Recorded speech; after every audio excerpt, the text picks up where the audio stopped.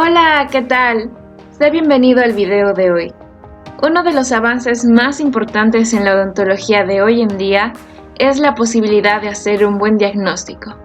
Es por eso que hoy presentamos diagnóstico médico odontológico. Entonces, a comenzar. Gran parte de los desastres del pasado, gran parte de los dientes que se han perdido en la historia de la odontología, pudieron haberse salvado si se hubiese hecho un buen diagnóstico. Definimos diagnóstico como el procedimiento por el cual se identifica una enfermedad dental o bucal. Para llegar a ello, se necesitan dos circunstancias interdependientes: conocimiento y preparación del profesional y disponer de los medios diagnósticos adecuados que nos ayuden a confirmar dicha enfermedad, gracias a la correcta interpretación de las pruebas realizadas. El diagnóstico en odontología es la síntesis de todos los datos recopilados en la historia clínica, médica y odontológica, el examen radiográfico y el examen clínico extra e intraoral, componiendo así la historia clínica, que es el documento legal de la rama médica que surge del contacto entre un paciente y un profesional de la salud, donde se recoge toda la información relevante acerca de la salud del paciente, antecedentes familiares y personales, síntomas y evolución de los mismos, sensibilidad al frío y calor, entre otros, de modo que se pueda ofrecer una atención correcta y personalizada. Inspección de la cavidad bucal, palpación de toda la zona bucal. Rayos X, periapicales, aletas de mordida, teleradiografía y sobre todo la ortopantomografía. Plan de trabajo para el diagnóstico definitivo. Aquí podemos encontrar la radiografía periapical de las piezas 64, 65, 74, 75 y 84, 85. También el índice de higiene oral, el set fotográfico, el diario dietético, la insuficiencia cardíaca en la edad pediátrica, una radiografía oclusal superior a nivel de las piezas 52 y 62. Diagnóstico definitivo. Aquí encontramos del estado general y del estado estomatológico. Empezaremos por el estado general. Este es un paciente masculino de 4 años y 10 meses de edad, con aparente buen estado general, aparente buen estado de hidratación y aparente buen estado nutricional. También no va a tener ninguna limitación, ya sea física o psíquica, ni tampoco algún compromiso sistémico. Respecto al grado de colaboración, esta va a ser negativa, y esto fue así debido a una mala experiencia hace 3 meses de un tratamiento odontológico, en el cual hubo un fracaso en la sedación consciente con midazolam. Aquí les hablaré acerca del estado estomatológico. Empezaré con los tejidos blandos. Aquí se presentó una gingivitis que se encuentra fuertemente asociada a la placa bacteriana. También encontramos la hipertrofia amigdalina grado 2, que vendría a ser un aumento de volumen de las amígdalas. Ahora, respecto a los tejidos duros, mencionaremos la caries de la infancia temprana. Y referentemente a estas caries, se encontraron algunas manchas blancas en las piezas 52, 53, 62, 63 en su cara vestibular. También se localizaron unas lesiones en fosas y fisuras en las piezas 55, 54, 75 y 74 en su cara oclusal, y respecto a las piezas 52 y 62 en su cara mesial. Las lesiones cavitadas también en las piezas 64, 65 y 84 en su cara oclusal y la pieza 85 oclusovestibular. Y por último también la pulpita irreversible en las piezas 84 y 85. Ahora les mencionaré acerca del riesgo de caries, la conducta y la oclusión. Como lo mencioné antes, este presentó una conducta negativa debido a la mala experiencia comentada anteriormente. Respecto al riesgo de caries, este va a ser alto, y también se evidenció una mala oclusión en dentición primaria por pérdida prematura de las piezas 51 y 61, pero con hábito de succión labial, deglución atípica y onicofagia. Objetivos. El objetivo general era recuperar la salud bucal del niño, intentar volverlo cooperador ya que presentaba una conducta negativa, incentivar tanto al madre o al padre y al paciente también, a mejorar su higiene oral, eliminar los hábitos de succión labial y onicofagia. Eliminar también el tejido cariado, restaurar las piezas afectadas con caries, prevenir la aparición de futuras lesiones de caries también es importante, remineralizar la estructura dentaria, restablecer y conservar la salud pulpar, que es importante también, y eliminar la gingivitis. A continuación tenemos el plan de tratamiento. Es definida como una resolución de forma integral de los problemas de salud bucal que se van a identificar durante el diagnóstico. Y como regla general vamos a tener que al inicio de una acción o procedimiento odontológico debe estar primero establecido por un plan de tratamiento. En este plan de tratamiento se debe tener en consideración las siguientes decisiones: diente por conservar o extraer, una técnica quirúrgica o no quirúrgica que se puede aplicar, necesidad por corrección oclusal, indicación de tratamiento de implantes, necesidad de restauración temporal, restauraciones definitivas, consultar con un ortodoncista, tratamiento en endodoncia, consideraciones cosméticas y por último tenemos que tener en consideración la secuencia del tratamiento. Ahora veremos las fases por las que pasa un plan de tratamiento. La primera fase, la fase 1, en el cual consiste en la evaluación y modificación de factores de riesgo sistémicos del paciente, buscar eliminar una placa bacteriana, remoción de placa o cálculo, control y eliminación de factores locales, que estos estén relacionados con los malos tratamientos o también pueden ser buenos tratamientos. Fase sistémica. Se verá la forma de llevar el tratamiento sin riesgos tanto para el paciente como para el operador, en los cuales veremos alternativas de procedimiento periodontal que podrían afectar o amenazar un tejido dental. Si este lo va a requerir, se va a considerar una consulta con un médico. Fase preliminar o de urgencia. Este va a tener como prioridad dar comodidad al paciente. Se verá las molestias por el cual el paciente puede quejar a nivel bucal que está afectando su calidad de vida, como podrían ser abscesos gingivales, periodontales, periapicales o pericoronaritis. También se pueden ver casos de impacto alimenticio, trauma oclusal agudo, quemaduras, incrustaciones de cuerpos extraños o hasta fracturas coronarias. Continuando tenemos la fase higiénica. En esta fase se va a dar motivación y educación al paciente con respecto a su higiene bucal. Se le va a enseñar una técnica de higiene bucal adecuada, como sería un correcto cepillado y uso de otros componentes como sería el enjuague bucal. También veremos el control de placa bacteriana. También higiene de aditamentos, específicamente aparato prostético y de ortodoncia. Se realizará el raspaje y control de placa bacteriana, también una profilaxis, ajuste oclusal preliminar y colocación de prótesis temporales. En un punto del plan de tratamiento se va a hacer una reevaluación de la fase 1, en el cual consiste en que después de un mes del raspaje o alisado reticular se verá la cicatrización de los tejidos, la hipersensibilidad que se puede presentar, examinar los tejidos periodontales para establecer si se va a continuar con el plan de tratamiento previsto. La siguiente fase que tenemos será la fase correctora o quirúrgica. En esta fase se empleará una técnica quirúrgica de acuerdo con el problema periodontal diagnosticado. Puede ser de ortodoncia, un ajuste oclusal definitivo, rehabilitación prostética o restauraciones. Fase de mantenimiento. Se va a realizar un control cada 2 meses y también se va a realizar un control radiográfico mínimo que tiene que ser una vez al año. Este control también se va a realizar del odontograma, se va a realizar una reevaluación periodontal y el estado de los tejidos, y si lo requiere se va a aplazar un nuevo plan de tratamiento. Para finalizar se recomienda explicar al paciente siendo lo más específico posible e iniciar siendo positivistas. Si el paciente tiene una duda hay que explicarle, ya que esto es importante por las siguientes razones. Por razones de una posible infección bacteriana, el cual el paciente va a correr un riesgo. Si el soporte periodontal no está sano, entonces no será posible seguir con el tratamiento. Y por último, si el paciente presenta una enfermedad periodontal y esta no es tratada, existe pérdida de las piezas dentales involucradas y adyacentes a esta pieza dental. Ahora vamos a hablar de los exámenes auxiliares, o también llamadas pruebas de laboratorio. Estas son herramientas esenciales que nos permiten obtener más información sobre el paciente. Se realiza cuando se sospeche alguna enfermedad o cuando el paciente muestre signos y síntomas.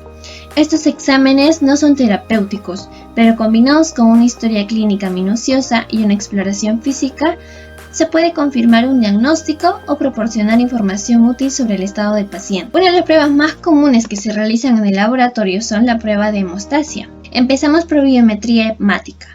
Este es un examen de laboratorio de mayor utilidad y más frecuente que es solicitado por el médico. Esto es debido a que en un solo estudio se analizan 3 líneas celulares completamente diferentes, que es la eritroide, leucocitaria y la plaquetaria. Ahora veremos los tiempos normales del tiempo de sangrado, que es de 1 a 6 minutos, el tiempo de tromboplastina, que es de 40 a 45 segundos.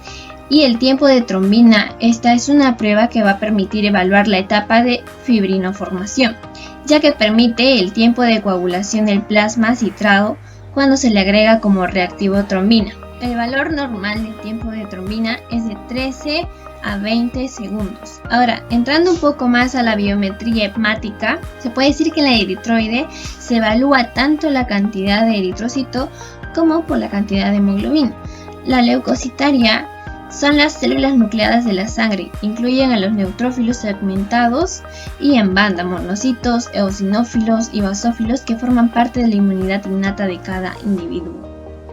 Las alteraciones numéricas de las plaquetas se pueden evaluar considerando el volumen plaquetario medio. Un valor elevado traduce una proliferación acelerada en la médula ósea como anemias hemolíticas, aumento de destrucción en la circulación. Ahora, en la química sanguínea, esta ayuda a examinar 3 a 6 elementos como la glucosa, urea, creatinina, ácido úrico, colesterol y triglicéridos.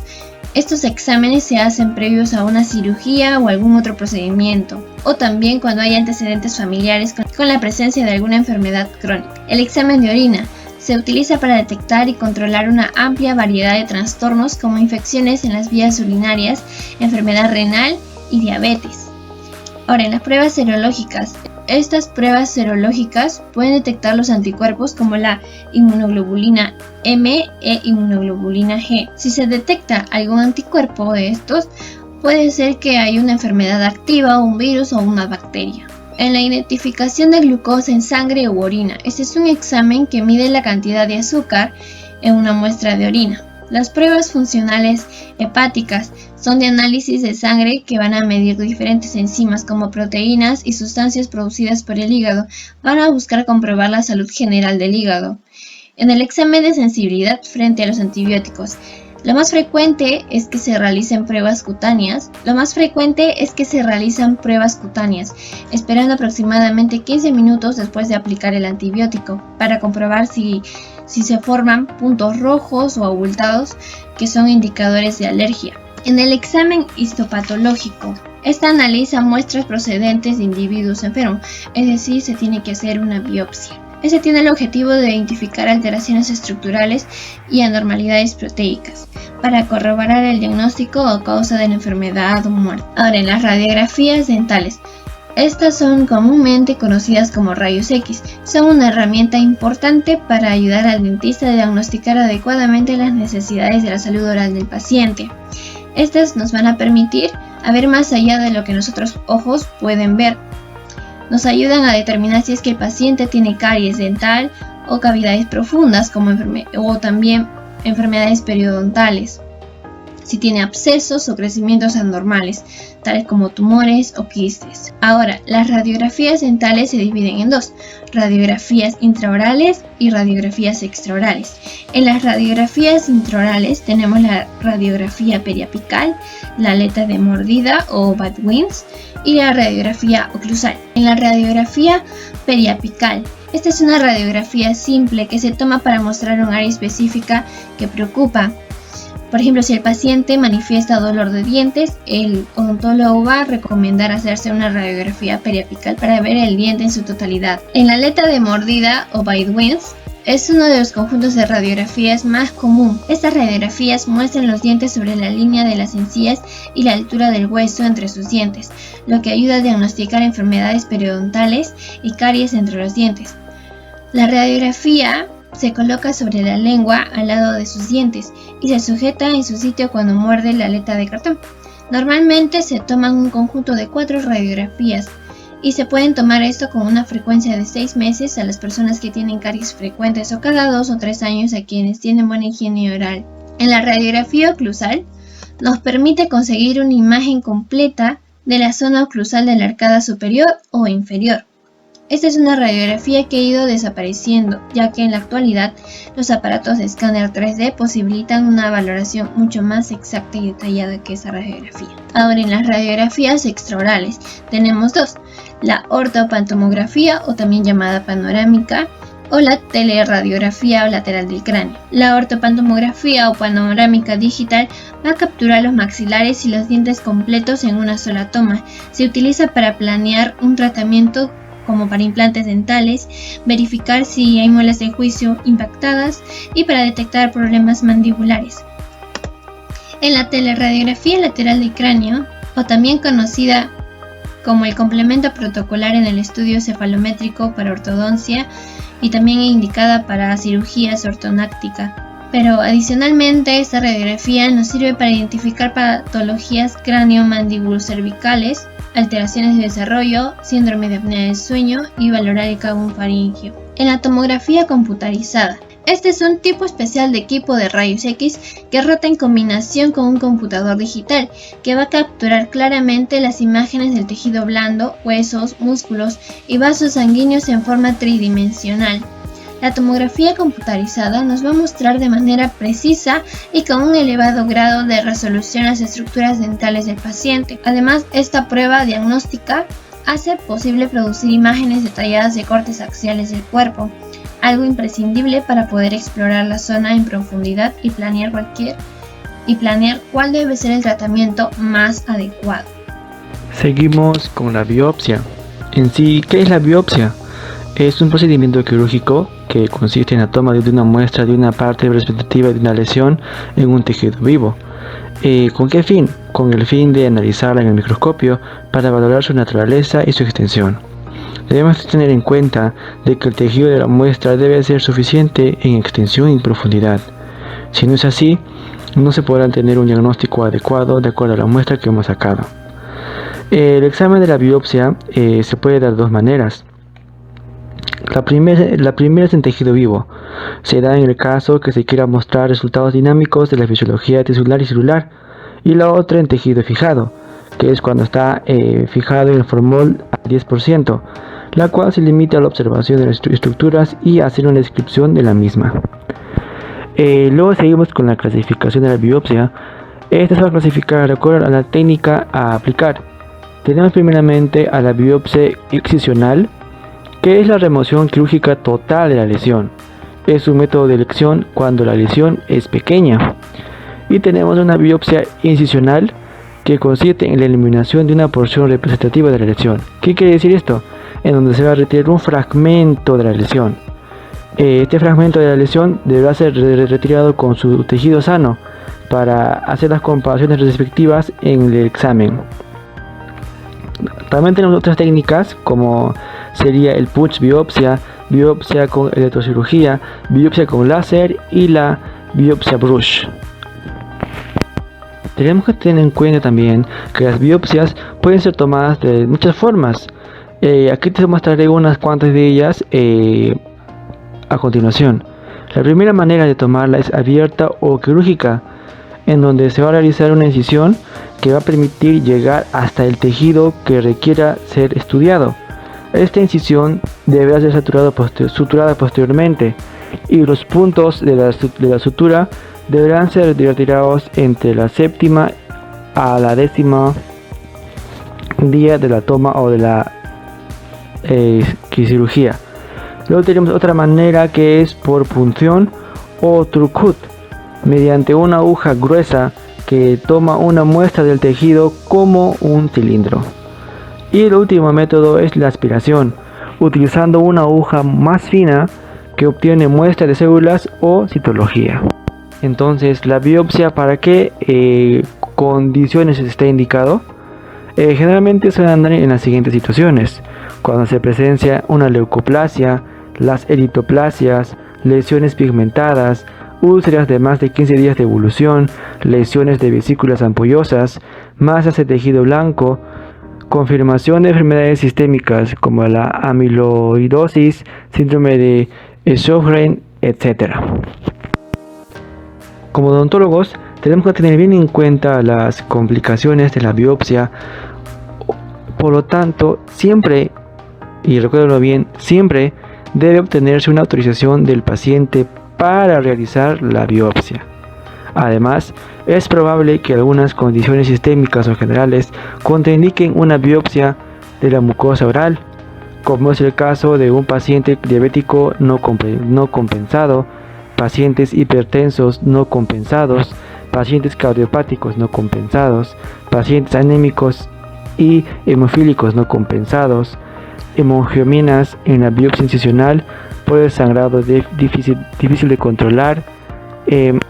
Melanomas en la biopsia incisional, puede ocurrir proliferación celular en el interior de las venas vasos en 24 horas y ocurrir la metástasis. Por lo tanto, hay algunas normas generales y precauciones que debes tener en cuenta para realizar una correcta biopsia a tu paciente. Tenemos primeramente que el tamaño de la muestra debe ser el adecuado. Es obligatorio incluir un margen de tejido normal. Los tejidos deben ser tratados cuidadosamente. Se realizarán biopsias múltiples en los casos necesarios. Se incluirá siempre junto a la muestra una historia clínica y fotografía. También existen algunas precauciones o debes tener en cuenta, como es no aplicar anestesia en la zona de la lesión y cuidar la muestra durante el manejo con pinzas. Ahora les mostraré cómo es el procedimiento correcto de acuerdo a un caso que se me presentó. Primeramente se identificar el caso, es en la zona palatina, en la zona del paladar, se observa una lesión a simple vista, ¿no? Luego se aplicará una primera anestesia que es en la región anterior de la lesión. Se aplicó en este caso en lo que es el incisivo central. Y luego se aplica la anestesia en la región posterior a la lesión. Se aplicaría la anestesia más abajo del piso del paladar para no afectar la lesión. Luego se hace una incisión, o sea, un corte del tejido, y se toma con pinzas para retirar la muestra. Se hace presión para lograr una hemostasis de la herida quirúrgica, pero obviamente con previa sutura a la remoción. Una vez hecho retirada la muestra, el tejido deberá ser descrito anatómicamente o qué es lo que se muestra, y deberá ser medido. Y por último, se deposita en un frasco de formol de 10%. Otro examen auxiliar que nos va a servir mucho es el cultivo. ¿Y qué es el cultivo? Este procedimiento es que nos establecerá un diagnóstico presuntivo diferencial sobre la base del cuadro clínico y radiográfico. El cultivo generalmente nos va a proporcionar una información sobre la presencia o ausencia de microorganismos que puedan estar implicados en un proceso patológico infeccioso de la cavidad bucal. Es una herramienta de análisis de suma importancia para el odontólogo, ya que nos permite tres cosas. La primera es conocer la etiología microbiana de la enfermedad. La segunda, seleccionar el antimicrobiano adecuado y determinar la eficacia del tratamiento llevado a cabo para tratar la patología. Entonces, ¿qué criterios debo de tener en cuenta al momento del cultivo? Antes de la toma de nuestro cultivo, se deberá tomar los siguientes criterios. Seleccionar el área afectada, con el fin de aislar e identificar los agentes etiológicos del proceso infeccioso. Obtener una cantidad adecuada para realizar las diferentes pruebas diagnósticas.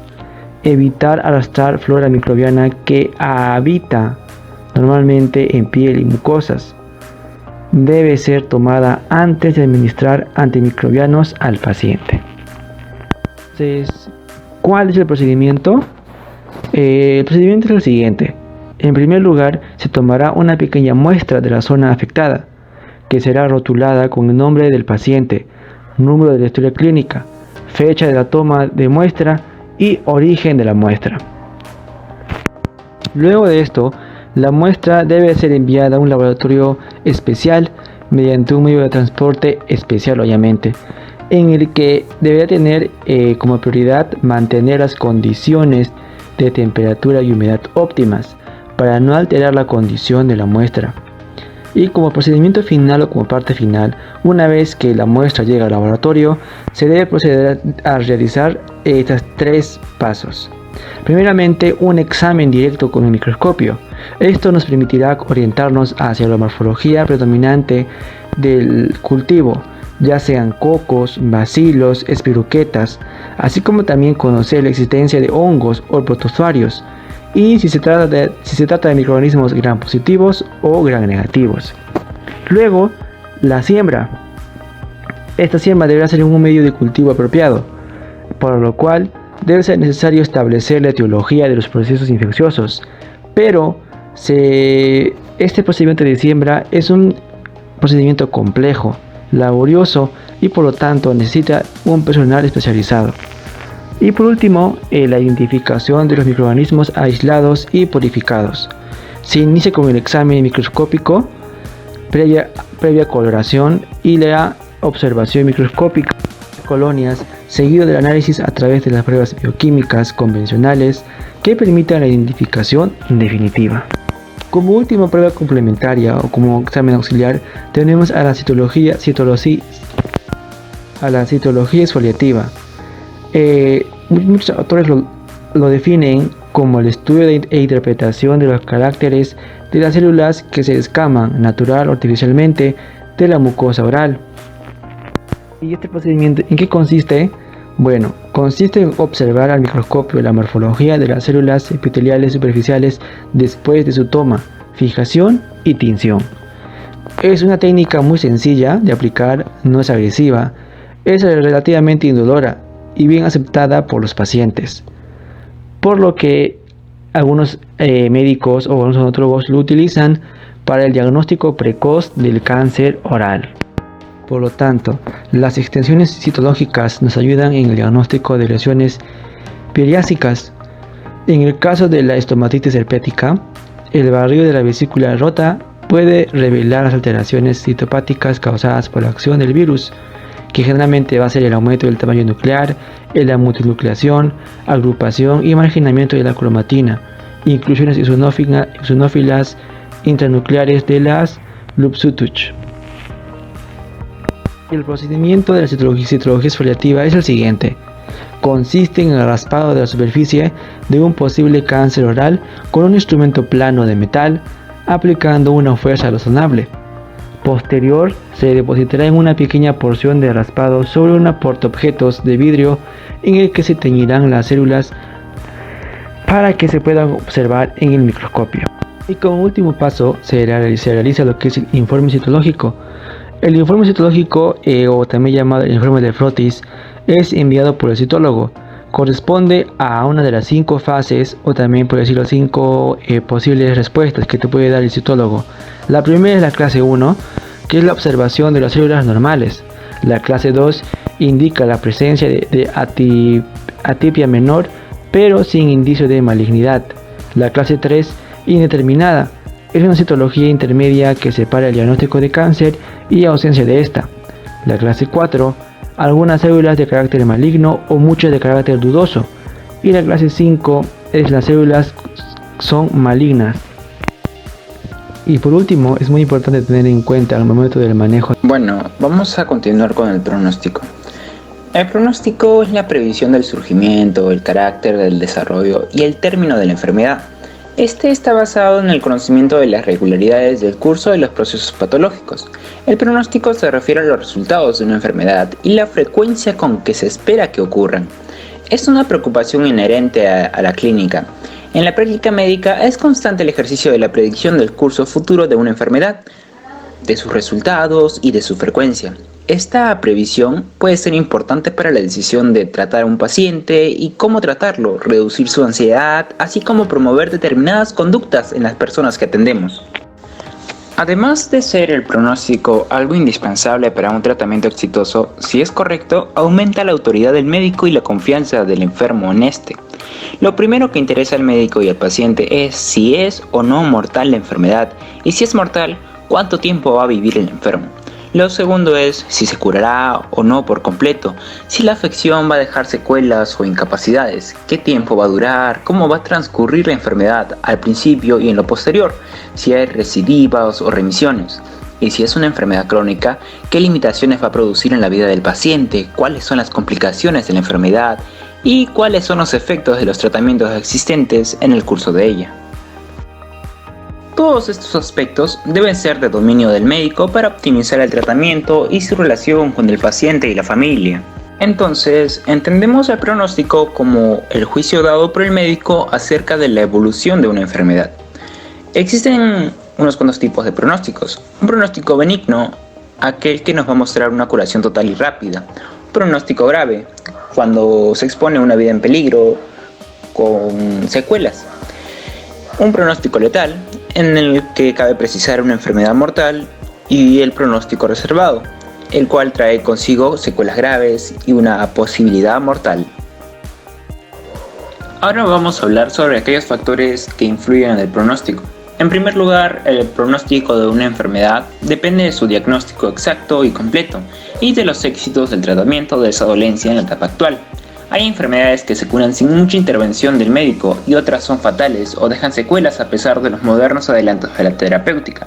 La evolución de la medicina ha permitido que, por ejemplo, enfermedades como la neumonía neumocócica y la anemia perniciosa hayan cambiado radicalmente su pronóstico con esta introducción de los antibióticos y la vitamina B12.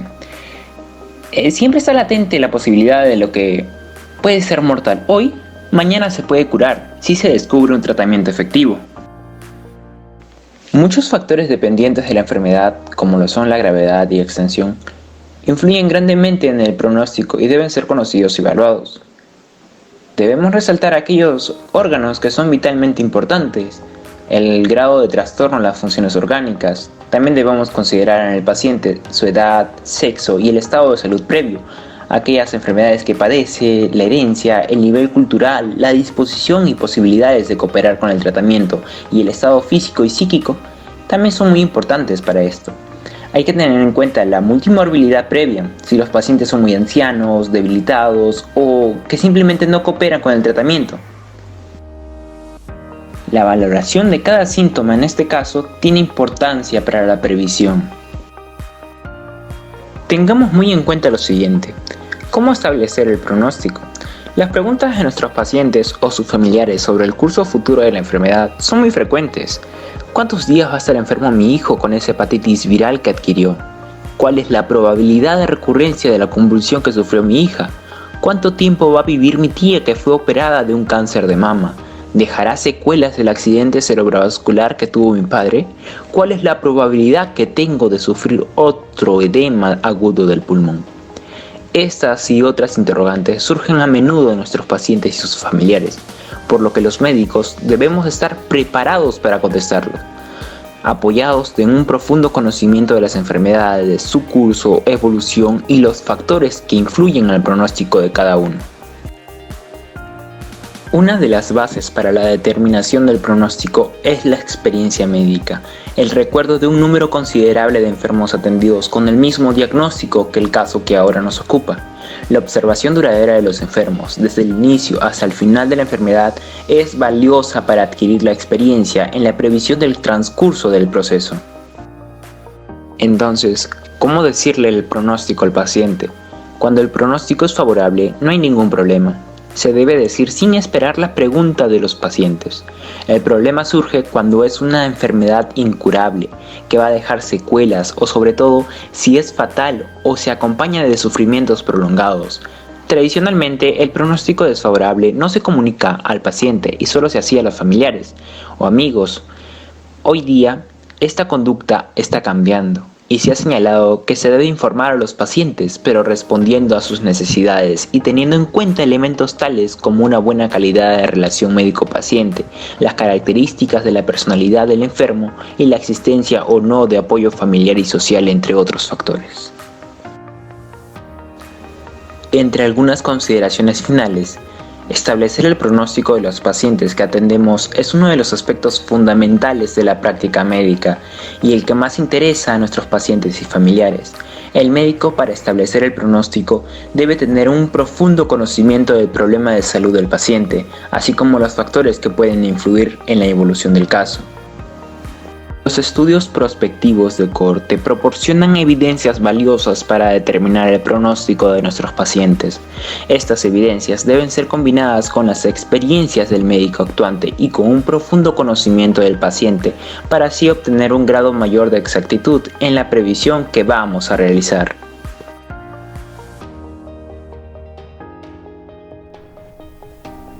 ¿Cuál es la importancia del odontograma? El odontograma es un registro de identificación de la historia clínica de la persona, es decir, que le sirve al odontólogo para identificar los trabajos realizados en la boca del paciente y así realizar comparaciones. Además, mediante dicho esquema gráfico, el profesional puede reconocer la cantidad de dientes presentes en la boca, si tienen restauraciones, el tipo de material que se utilizó y cualquier otra información de relevancia. El odontólogo, al analizar el odontograma de un paciente, puede saber qué trabajos se realizaron en la boca de la persona en cuestión y establecer comparaciones entre la salud bucal actual y el registrado en la visita anterior. Tenemos aquí en Perú una resolución ministerial dada por el MINSA. En esta nos brinda los alcances de cómo se realizan los gráficos en los odontogramas con respecto a la salud o afecciones que se encuentren en la persona. Podemos observar aquí el odontograma inicial y el odontograma de evolución. Estos dos están dados por el MINSA en la anterior resolución que se les ha mostrado en este vídeo. Aquí podemos comparar cómo el paciente llega a consulta y de cómo este va a terminar tras el tratamiento que se le esté realizando por este profesional de la odontología. La importancia del odontograma va a radicar en que va a ser la copia fiel de la boca del paciente representada de manera gráfica. Estos gráficos están dados también y regulados por el MINSA y que le va a servir a los dentistas para poder llevar un registro exacto de los trabajos que se han hecho en la boca del paciente.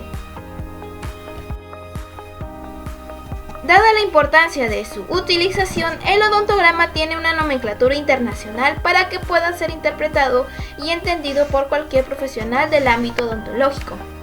Es el lenguaje de los odontólogos. Además, ¿sabías que el odontograma también tiene un valor legal? Los odontogramas pueden ser utilizados en la identificación de los cuerpos no reconocidos. Por ejemplo, cuando la policía halla un cadáver en mal estado, o por ejemplo cuando la muerte haya sido por quemaduras, y así no se logre determinar su identidad.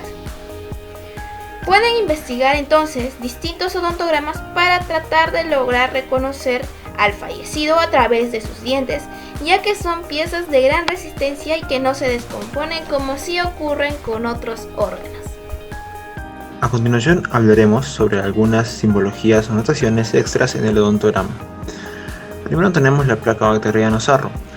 Si la placa blanda y o calcificada se debe marcar con rojo en el área correspondiente, ¿no? Como se denota en la imagen.